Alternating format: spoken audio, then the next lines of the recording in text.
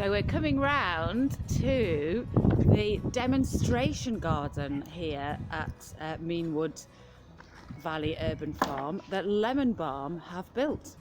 So I'm Becky from Season Well. I'm holding the camera for Isabel. And here is I'll come one round of the beds actually. that we've made. So this bed was built out of recycled scaffolding boards. It's basically just a really big plant or a really big container. If you are going to grow in containers, that's fine. You can grow veg in containers at home. Ideally you aim for the biggest you can get because it will keep the water longer. It'll make your plants less likely to dry out. But I've got a little bit of compost here, peat free obviously, to be good for the environment. We don't want to be digging any precious peat out of the ground.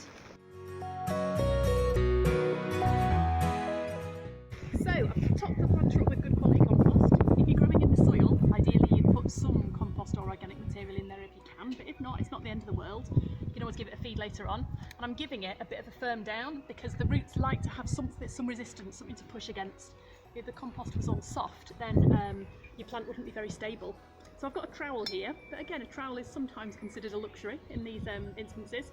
I'm going to put the tomato here because I'm going to give it a sister later on, and I'm going to put some endive all the way around the outside. Well, I'll put salad around the outside, some of these and some others that will grow later. So here is the tomato plant that we're going to plant today.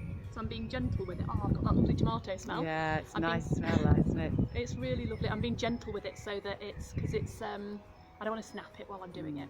But this has been grown in a plastic pot. If you've grown it in a soil block or a paper pot, then you can plant that directly into the ground. But with this plastic one, I'm going to turn it over like that very gently, squeezing both sides to tease it out. Little push on the bottom. My fingers are either side of the stem, so I'm supporting it, and there we go, and you can see the roots in there as well. So sometimes it'll be all a full mass of roots, sometimes you'll just see some of the edges of them there. So I'm not going to disturb this. If it was a perennial plant and it was all knotted and tight, I might break it up a little bit, but this we want to leave as it is. So this is the spot where we know it's going to go. And I am going to dig a hole about the right size. I'm going to let it go in, and it can go in maybe up to ½ centimetre deeper than it is currently, but you don't want to do it too much deeper than it is. Now this is another point that can be a bit of a risky point. You need to firm it down again so that it's got that support and resistance, but you don't want to snap the stem. So I'm just going to use my hands like this around Show it. us again. Now you're going to use your hands. A bit like a crab. Right. And push like that. The other thing that this has happened, this again, you don't have to be a perfectionist with this. We're showing you sort of a perfect way of doing it, but it will grow anyway. You see how I've left like a little well there? Oh.